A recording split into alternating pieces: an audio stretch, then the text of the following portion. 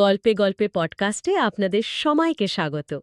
আজকের আলোচনায় আমরা ডুব দেব অলিভার বকম্যানের লেখা 4000 উইকস বইটার গভীরে। শুরুতেই একটা চমকে দেওয়ার মতো তথ্য। গড় আয়ু যদি ৮০ বছর ধরি, তাহলে আমাদের হাতে আছে মাত্র ৪,০০০ সপ্তাহ। ভাবুন তো একবার, আপনার ক্যালেন্ডারে কত সপ্তাহ এরই মধ্যে নেই। হুম, এই ভাবনাটাই কিন্তু যথেষ্ট সময় নিয়ে আমাদের পুরো দৃষ্টিভঙ্গি বদলে দেওয়ার জন্য, তাই না? একদম। এটা শুনলেই কেমন যেন একটা ধাক্কা লাগে। আমরা অনেকেই কি করি, ভাবি যে আচ্ছা, আরেকটু গুছিয়ে নিই, আরেকটু প্রোডাক্টিভ হই, তাহলেই হয়তো সময়টাকে মুঠোয় পুরতে পারবো, সব কাজ শেষ করতে পারবো। হ্যাঁ, আর বার্টম্যান ঠিক এই জায়গাটাতেই বলছেন যে এটাই আসলে একটা মস্ত বড় ভ্রম, মানে ইলুশন।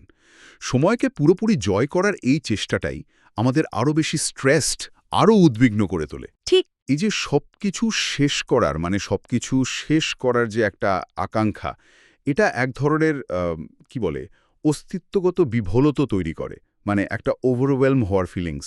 বার্কম্যান খুব সুন্দর দেখিয়েছেন, আমরা যত এফিশিয়েন্ট হই, যত দ্রুত কাজ শেষ করি, কি হয়, আরও নতুন নতুন কাজ এসে জমা হয়। এটাকে উনি বলছেন দক্ষতার ফাঁদ বা এফিসিয়েন্সি ট্র্যাপ। ও আচ্ছা, এফিশিয়েন্সি ট্র্যাপ। এটা অনেকটা সেই পার্কিনসনের সূত্রের মতো শোনায় না, যে কাজ ততক্ষণ বাড়তে থাকে যতক্ষণ না সময়টা পুরো ভরে যায়। ঠিক ধরেছেন, একদম তাই। সুতরাং শুধু আরও বেশি দক্ষ হওয়ার চেষ্টা করলে কিন্তু কাজের চাপ মোটেই কমে না, অনেক সময় উল্টো বেড়ে যায়। তাহলে তাহলে উপায় কি? মানে এই চক্র থেকে বের হওয়ার রাস্তাটা কোথায়? নিশ্চয়ই আরও নতুন প্রোডাক্টিভিটি হ্যাকস নয়? না, না, একদমই নয়। বার্কম্যান বলছেন সমাধানটা আসলে বাইরের কোনো কৌশলে নেই, আছে আমাদের ভেতরে। আমাদের যে সীমাবদ্ধতা, সেটাকে মেনে নেওয়ার মধ্যে। সীমাবদ্ধ তো মেনে নেওয়া। হ্যাঁ, এই প্রসঙ্গে ওয়ারেন বাফেটের ওই গল্পটা খুব দারুণ। পাইলটকে বলেছিলেন জীবনের ২৫টা লক্ষ্য লিখতে। তারপর বললেন এর মধ্যে সবচেয়ে জরুরি ৫টা রেখে বাকি ২০টা ওগুলো সচেতনভাবে বাদ দিয়ে দাও। বাদ দিয়ে দাও? কেন? কারণ ওই মাঝারি গুরুত্বের লক্ষ্যগুলোই আসলে আমাদের সবচেয়ে গুরুত্বপূর্ণ লক্ষ্য থেকে মনোযোগ, মানে ফোকাসটা সরিয়ে নেয়। ওগুলোই আসল ডেঞ্জার। ইন্টারেস্টিং। এই আইডিয়া থেকেই বাকম্যান ওই ওপেন আর ক্লোজড লিস্টের কথা বলছেন। আচ্ছা, এটা একটু ব্যাখ্যা করবেন? ওপেন আর ক্লোজড লিস্ট। ধরুন আপনার জীবনে যা কিছু করার ইচ্ছে, যা হতে চান, যত স্বপ্ন, সব থাকুক একটা লম্বা লিস্টে। এটাকে বলুন ওপেন লিস্ট। কিন্তু যে কাজগুলো আপনি এই মুহূর্তে সক্রিয়ভাবে করবেন, সেগুলোর জন্য থাকবে একটা ছোট্ট, খুব ছোট ক্লোজ লিস্ট, হয়তো মাত্র ৩টে বা ৫টা আইটেম। মাত্র ৩ থেকে ৫টা?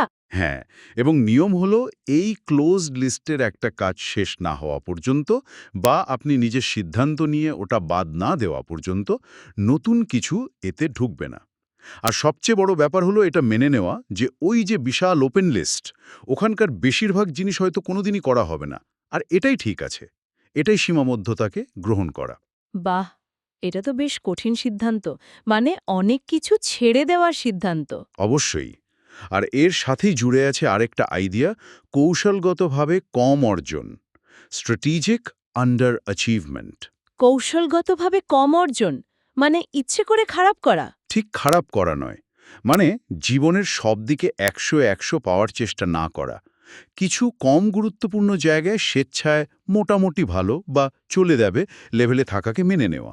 যেমন? যেমন ধরুন, প্রতিদিন ঘর ঝাঁচকচকে রাখার বদলে সপ্তাহে একদিন ভালো করে করা, বা সব ইমেলের উত্তর সঙ্গে সঙ্গে না দিয়ে দিনের একটা নির্দিষ্ট সময়ে দেওয়া।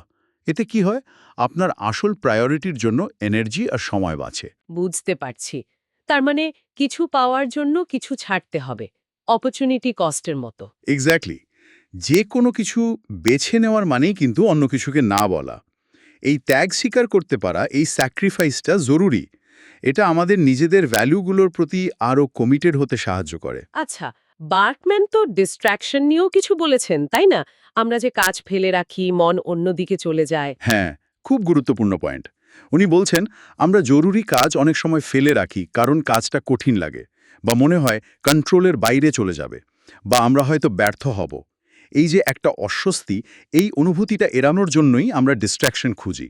এই যেমন ফোন স্ক্রল করা বা অন্য কোনো অপ্রয়োজনীয় কাজে ব্যস্ত হয়ে পড়া। তার মানে ডিস্ট্র্যাকশন আসলে ঠিক অলসতা নয়। না, বার্কম্যানের মতে এটা আসলে গভীর বা অর্থপূর্ণ কাজের মুখোমুখি হওয়ার যে ভয়, সেটা এড়ানোর একটা উপায়।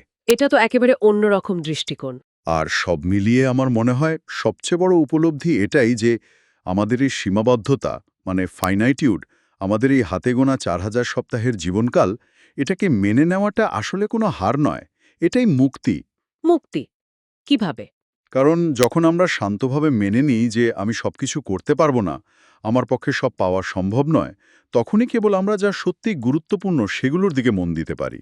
ওই যে ফোমো মানে ফিয়ার অফ মিসিং আউট, সেটার বদলে জোমো জয় অফ মিসিং আউটকে আপন করে নেওয়া, কম বেছে নেওয়ার মধ্যেই বেশি করে বাঁচার আনন্দ খুঁজে পাওয়া। Wow, joy of missing out, কম বেছে নেওয়া মানে বেশি বাঁচা, দারুণ বলেছেন। হ্যাঁ, আর জীবনের মানেই খুঁজে পেতে যে পৃথিবী বদলে দেওয়ার মতো বিশাল কিছু করতে হবে তাও তো নয়, তাই না? একদমই না। বর্কম্যান এটাই মনে করিয়ে দেন, রোজকার ছোট ছোট মুহূর্তগুলোয় প্রেজেন্টে থাকা, প্রিয়জনদের মন দিয়ে সময় দেওয়া, সাধারণ কাজগুলো মনোযোগ দিয়ে করা, এগুলোর মধ্যেই তো জীবনের গভীর অর্থ লুকিয়ে থাকতে পারে। বর্তমান মুহূর্তে বাঁচতে পারাটাই হয়তো সবচেয়ে বড় অ্যাচিভমেন্ট। খুব সত্যি কথা। তাহলে আজকের আলোচনার সারমর্ম যদি করি, ব্যাপারটা দাঁড়ায় এরকম: সময়কে কন্ট্রোল করার ওই ভ্রম থেকে বেরিয়ে আসা, নিজের সীমাবদ্ধতাকে হাসি মুখে মেনে নেওয়া, আর খুব সচেতনভাবে বেছে নেওয়া যে আমার এই সীমিত সময় আর শক্তি আমি কোথায় দেব। সবকিছু স্পেন্ড করার পেছনে না ছুটে যা সত্যি মূল্যবান সেটুকু ভালো করে করাই হয়তো ভালো। আমাদের ধৈর্য ধরে শোনার জন্য সবাইকে অনেক ধন্যবাদ। গল্পে গল্পে পডকাস্টের পথ চলা মাত্র শুরু হলো। আমাদের এই যাত্রায় লাইক, কমেন্ট, সাবস্ক্রাইব করে আমাদের সাথে থাকুন, আমাদের উৎসাহ দিন। আবার দেখা হবে নতুন কোনো বই নিয়ে, নতুন কোনো আলোচনায়। সে পর্যন্ত বিদায়।